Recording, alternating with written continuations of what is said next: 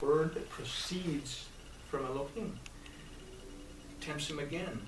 Yahshua says, Scripture says.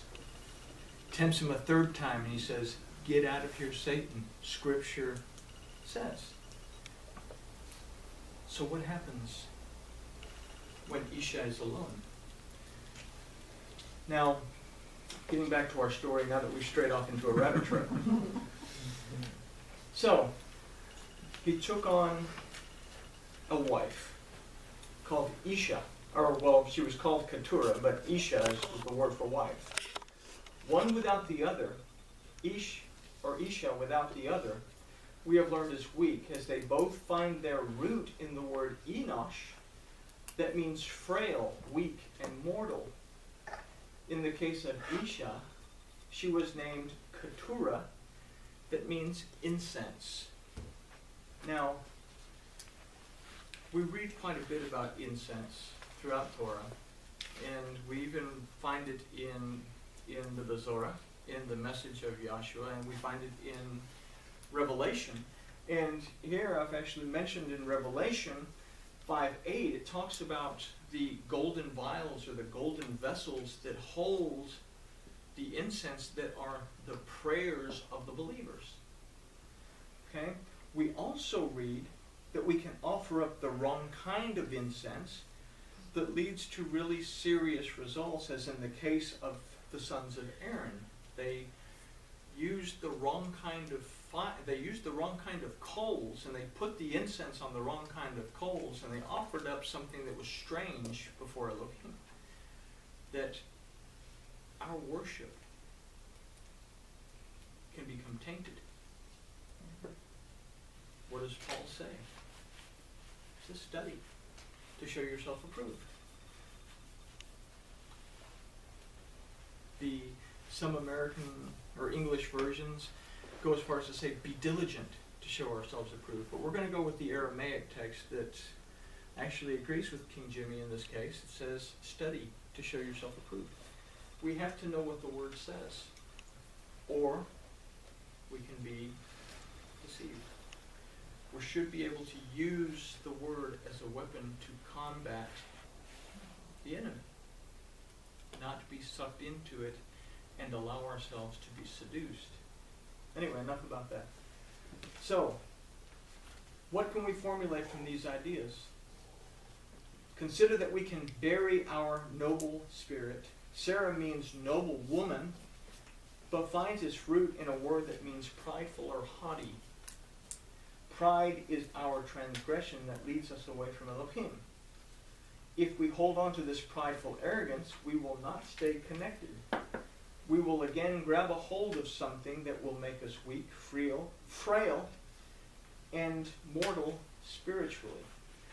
Now, we go to verse 2 of chapter 25 for us to understand this next part.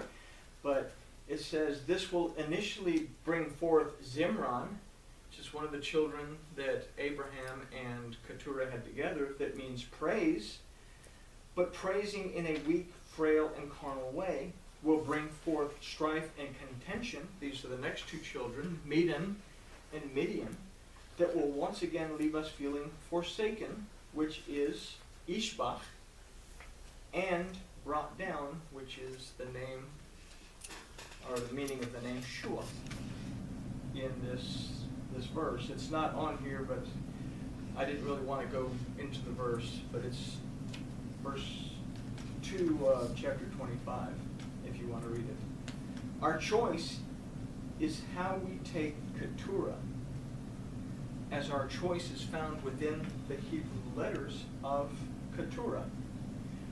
Now, our choice is in the Tet, which has us constantly aware of our needing to submit ourselves to Yahweh Elohim through His Word, depending always on His protection, nourishment, and rest, or believing the serpent that we are also Elohim and able to make our own way. If we look at Keturah, and I'm going to take some of this stuff out of the way, and kind of get an idea of what we're talking about in this word.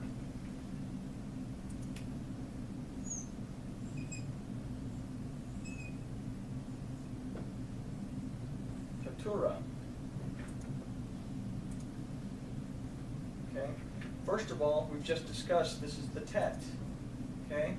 That we see all Hebrew letters, with the exception of this little bitty yod, are composed of other Hebrew letters. The yod is the only letter that stands alone. The yod, the reason we say it's the truth, power, and the ability of Elohim, is that when the pen touches the paper, the yod is formed. We make a letter, in this case we made a vav, and then when the pen leaves the paper, the yod is complete. It's the first and the last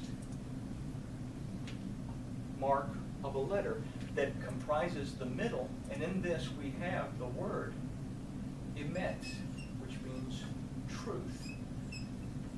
Without the yod, no letters can be formed.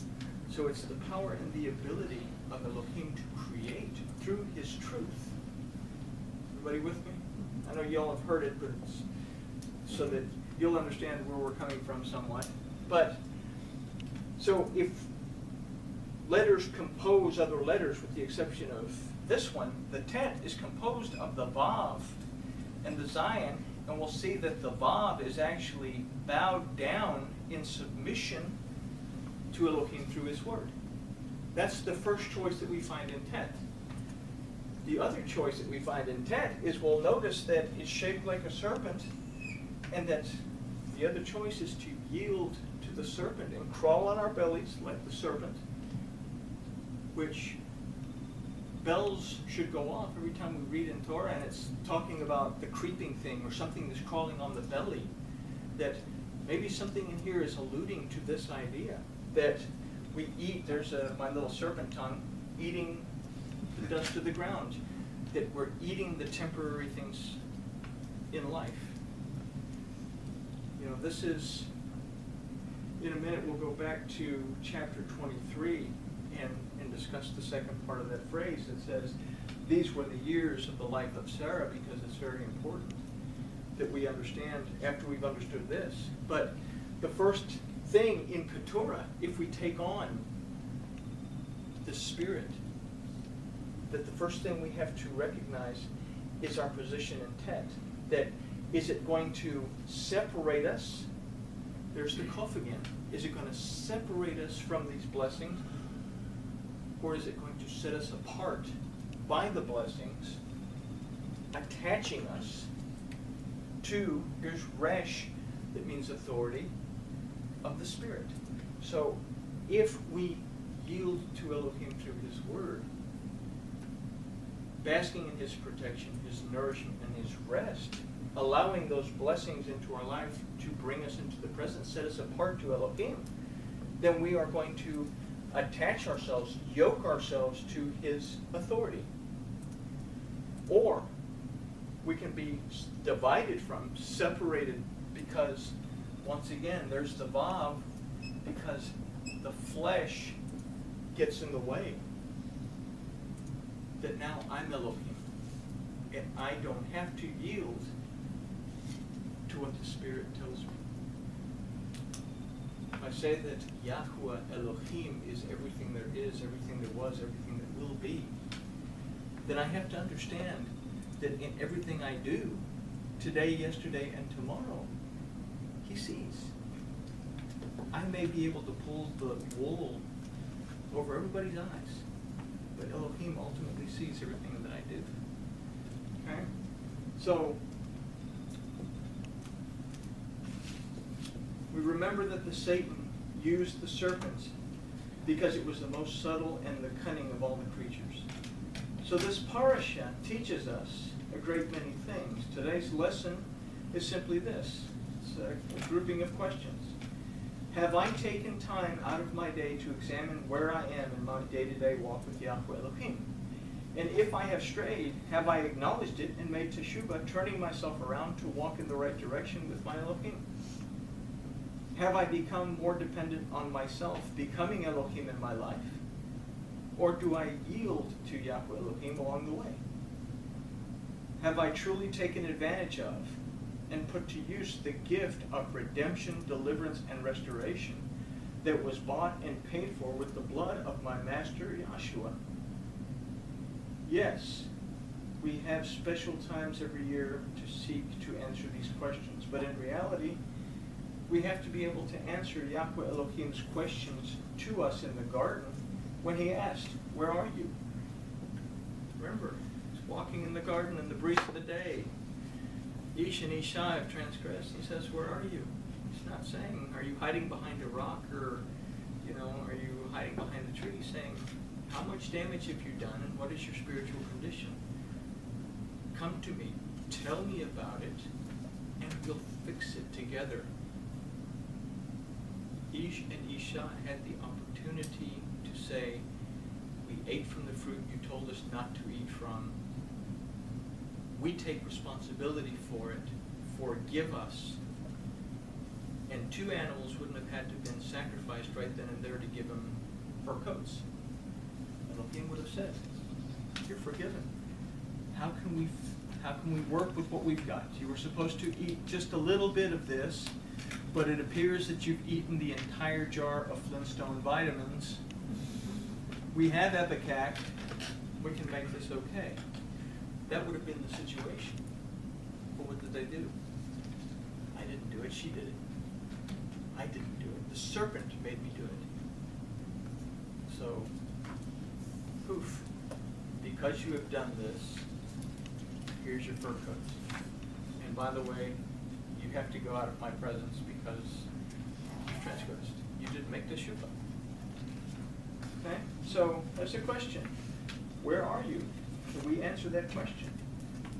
Torah means instruction, and it is the heart of our Elohim. Joshua invited us to find rest there, and it is our choice to accept or reject his offer. We say the first and the last letters together spell lev, they spell heart. At the very center of Torah, in the very middle letter, we find at Vayikra, or Leviticus 11:42, in the Hebrew is an enlarged vav that represents humankind. This letter finds itself within the middle of the word gachon, that means belly. So we are at the heart of the Torah. We find our rest in the middle of Torah. We are Yahweh Elohim's #1 primary love, concern, and everything else. But we see ourselves in the middle of the tet. That even though we're surrounded by his word, ultimately it's our decision whether we are going to yield to him through his word or yield to the Satan by the subtlety of the serpent. So how do you view the tet in your life? And that's the last page of this, but considering all of this, let's take a look at this verse, number 1 in chapter 23 of Bereshit one more time. It says, "And the life of Sarah was 127 years. But says, these were the years of Sarah's life. These were the years of her life. These are the years of our life when we find ourselves seeking the instruction of the Word that protects us, that nourishes us, that cares for us. And in this, we begin to exist within the blessings of the house of our Elohim. Any questions? Once. Going twice. Grooviness has been achieved.